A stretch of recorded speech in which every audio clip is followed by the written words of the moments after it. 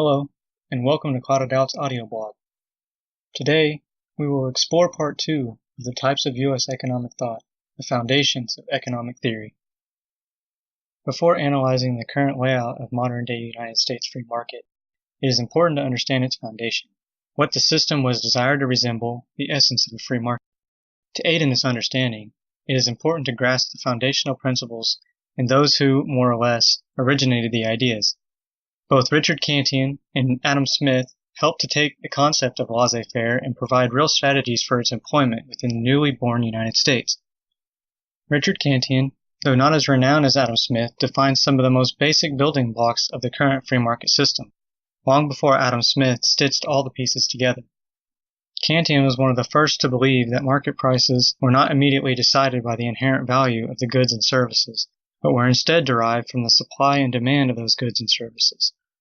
In quoting an essay on economic theory, market prices are determined by the bargaining between the suppliers and demanders.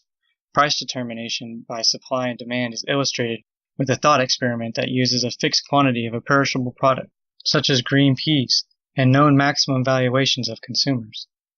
In short, even if something was valued as expensive, diamonds for instance, yet there was an extremely large supply of them, the price of diamonds would have to be priced intrinsically low if they were to be bought.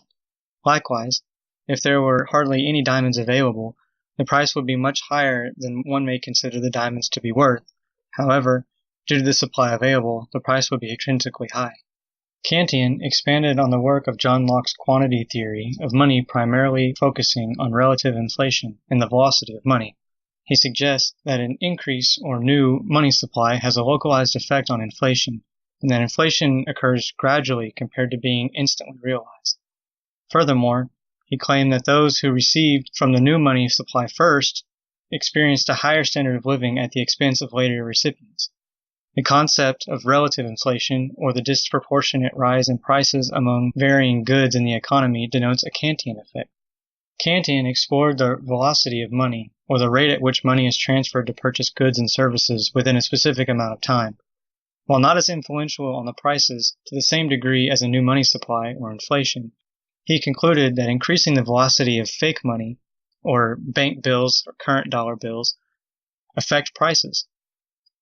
Apart from distinguishing from money substitutes, and banknotes in circulation, Cantillon suggests that the volume of fake money is strictly limited by people's confidence in its redeemability.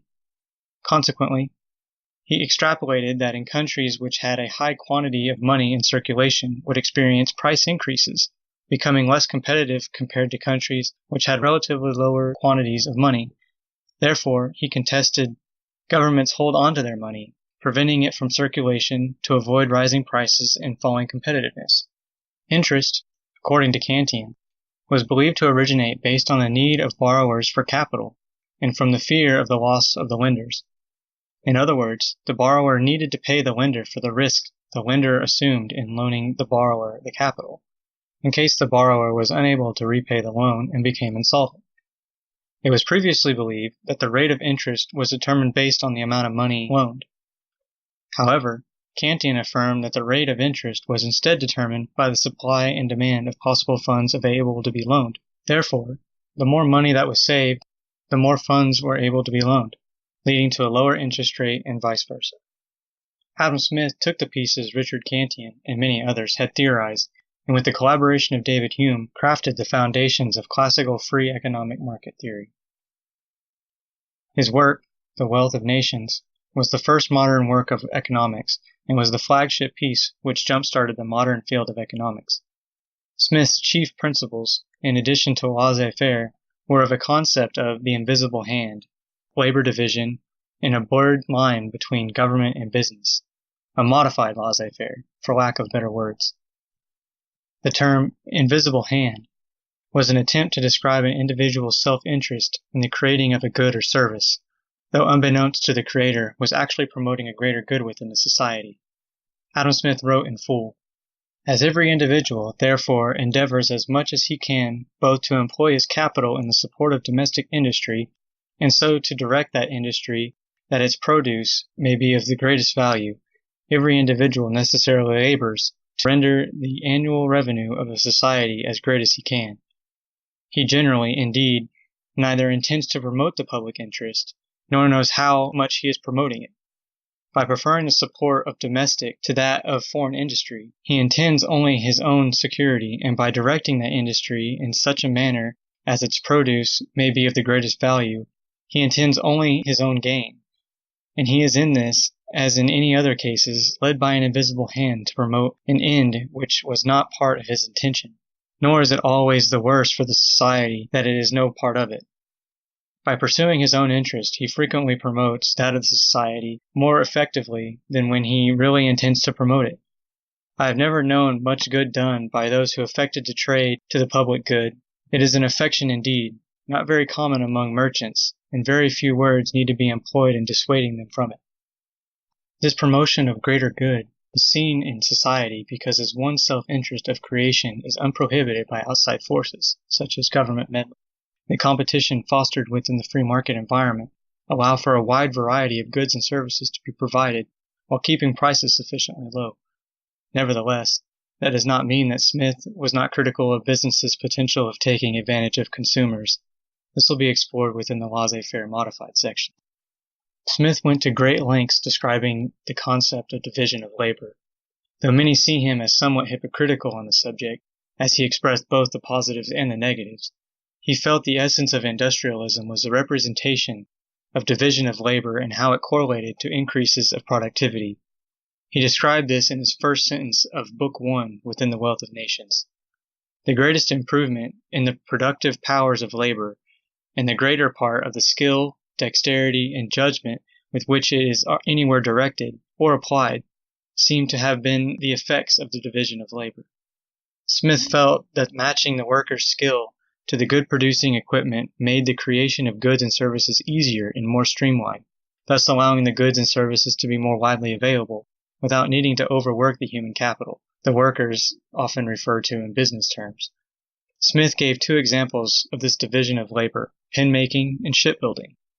Making pens was a very trifling manufacture, according to Smith. Unless a worker was heavily skilled with all the facets of pen making, it was unlikely that one worker could even make 1 pen per day, much less 20. However, the division of labor allowed the taking of a workman not educated to the business which the division of labor has rendered a distinct trade, not acquainted with the use of the machinery employed in it, to the invention of which the same division of labor has probably given occasion, and give them the ability to assume a role within the manufacturing process, such that one man draws out the wire, another straightens it, a third cuts it, a fourth points it, a fifth grinds it at the top receiving the head. To make the head requires 3 distinct operations. To put it on is a peculiar business. To whiten the pens is another. It is even a trade by itself to put them into paper, a process divided in about 18 distinct operations, which, in some manufactories, are all performed by distinct hands, though in others the same man will sometimes perform 2 or 3 of them, where, at the end of the day, producing a total of 12 pounds of pens, each pound the near equivalent of 4,000 pens, as a result of the workers' collective efforts.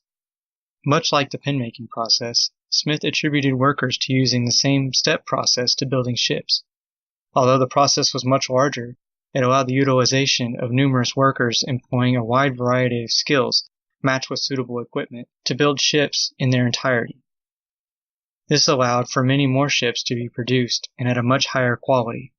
This concept was envisioned and put into action much before that of Henry Ford. Nevertheless, despite division of labor leading to huge increases of productivity and potential for workers to specialize and learn new skills, it can also foster negative effects. Smith noted that the division of labor had the potential to lead to the almost entire corruption and degeneracy of the great body of the people, without a slight government interaction to prevent this from occurring. Alexis de Tocqueville further supported Smith in his claim that nothing tends to materialize man and to deprive his work of the faintest trace of mind more than the extreme division of labor. A huge division of labor can cause workers to become so compartmentalized, resulting in demotivation, leading to declines in production and the inability to cross-train. There remains a fine line between beneficial and detrimental outcomes in terms of the division of labor, even to this day. Maintaining the balance is difficult. However, it can be concluded that the benefits reaped from the division of labor surpass the negatives as long as the efforts to maintain the said balance is continued. Adam Smith was highly critical of government intrusion within the free market through utilizing the principles of laissez-faire, yet there are specific instances in which some government is needed and required to prevent the complete overtaking by private businesses. This slight government interaction is what I personally deem as the modified laissez-faire, as it is not 100% hands-off approach, though it still remains a focus that government will not interfere by choosing some private companies over others, propping up monopolies, or instituting tariffs, taxes, levies, or other forms of government overreach. There are occasions where outside market force is required to control the arena, essentially serving almost in part as a referee between consumers, workers, and private industries. Though Smith regarded the activities of businesses largely beneficial, especially through the effects of the invisible hand and divisions of labor, he was also critical of their ability to take advantage of the freedom landscape by either constricting buyers or overrunning government politics.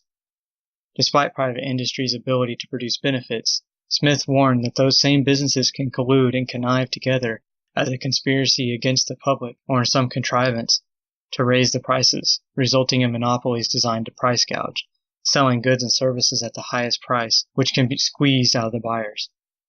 It was desired that governments were able to interfere to protect buyers from these actions, where today, for example, those effects result in antitrust and anti-monopoly laws. In politics, since the United States Republic is primarily ran by public citizens, Smith foresaw the ability of businesses to corrupt the political system. Smith worried that the power of businesses could influence politics and legislation such as special interest groups, granting them special protections or privileges which would undermine and go against the general population. Smith noted that businesses' interests in any particular branch of trade or manufacture is always in some respects different from and even opposite to that of the public. The proposal of any new law or regulation of commerce which comes from this order ought always to be listened to with great precaution, and ought never be adopted till after having been long and carefully examined, not only with the most scrupulous, but with the most suspicious attention. This further demonstrates that government must be on the side of the free people, not on the side of businesses. This is because if the government and the businesses establish a relationship, it is the people who will suffer, not only at the hands of the government's overreach and tyrannical thirst for power, but also at the pillaging of consumers' resources, such as their money and labor, by businesses. So here are some highlights of the foundational principles of free market capitalism. Supply and demand. Prices are firstly determined by the amount of goods and service available and the demand for the given good or service, and secondly, by the intrinsic value or worth of the particular good and service. Relative inflation. An increase to the money supply leads to higher prices, thus a lower standard of living. An introduction of fake money further exacerbates the inflation issue and monumentally leads to less competition than in countries with real money. Interest rates. Interest rates are closely linked to the principle of supply and demand. The rate of interest is tied to how much savings are available to loan. The more savings, the more there is to loan, the lower the interest rate will likely be. The invisible hand. While private citizens or industry pursue their own self-interest in creating a good or service, they are inherently fostering the greater good of the society, not only allowing for a wide variety of goods and services to be provided, but also in keeping prices sufficiently low due to competition. This invisible hand does not prevent the greed of some businesses from causing issues by preying on the market or markets in which they claim to serve. The division of labor allows for the production of goods and services to be generated more quickly and of higher quality while offering those who are unskilled the opportunity to learn, specialize, and contribute. Without some government intervention, businesses may well take advantage of their human capital, either their wages, work conditions, hours worked, etc., and the divisions of labor may cause a decrease in production due to bored and unmotivated workers.